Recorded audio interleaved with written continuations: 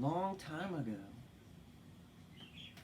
there was a man who lived at the edge of town, and he had no clothes, he had no home, and barely any food. Only food that he ate was what the animals left behind, or that he would see thrown out and wasted by the townsfolk. He would dress in just random objects that he would find about town. And one day, a great war broke out, and the food in town was eaten all up. There were no groceries, no trucks to deliver the people their food or clothes or anything. Everything stopped, and all the people started to panic, and they hid inside their house. And so the old man, not having anything, people weren't throwing anything out because they didn't have anything to eat themselves, didn't know what to do, how to feed himself. And so he sat and pondered, and then he thought, it shouldn't be about feeding myself, he thought. We should all eat. If I don't have any food, that means they don't have any food either. So he thought and thought and thought. And so he went and got a pot, and he filled it with water, and he set up a fire underneath of the tree near the road right next to town. And he started to fire, and he started to stir and boil water. Now all the townsfolk could see the man, and they could smell the fire. And they looked, peeped out the window. What is he doing? What is he doing? What?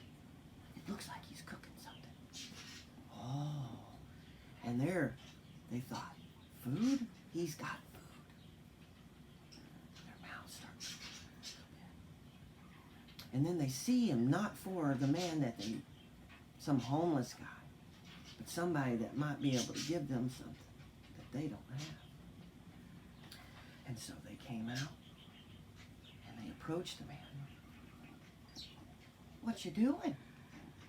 They said as he's stirring the pot. Oh, I'm making a stew fit for a king. What? You don't got anything in there. It just looks like water in a pot. Oh no, I have a very special ingredient. Huh? Yeah, look. And he picks up a stone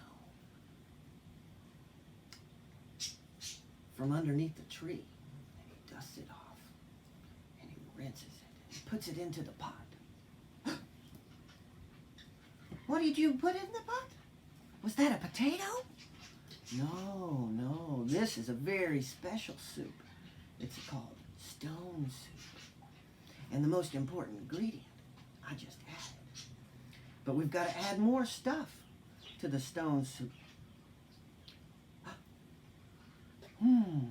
I've never heard of stone soup. Have you? And they all started whispering amongst each other. No, I've never heard of it. Never heard of it. Sounds delicious, though. What else goes in it? Oh, he said. Almost anything. We need some vegetables to go in it. Maybe a potato or some onions. Oh, I have a potato. Another one said, I have some onions. And off they run. We might need something green. Oh, I have some old beans. They've been dried. Maybe we can add those. Oh, that sounds lovely. And all the townsfolk, they start running off to their house, and they come back with all kinds of beautiful things and start putting them into the stone soup. And as they do, the smell starts becoming more and more fragrant, and everybody starts becoming more and more enthusiastic and excited.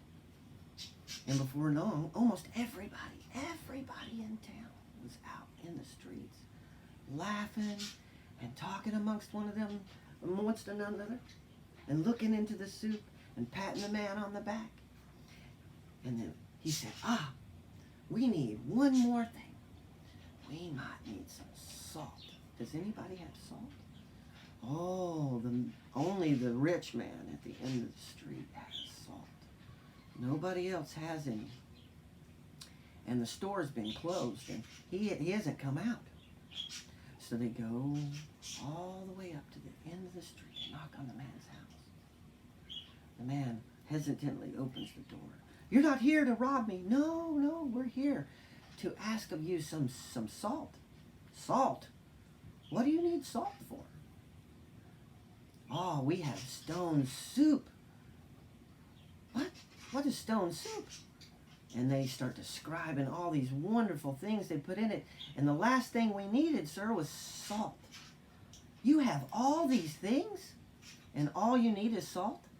Oh, I have plenty of that. And he brings with him a bag of salt all the way to the edge of town. And the rich man sees the poor man at the end of the street with all these people surrounding him, smiling and laughing, having such a good time. And what has he got? A big pot of soup that he is about to share with everybody.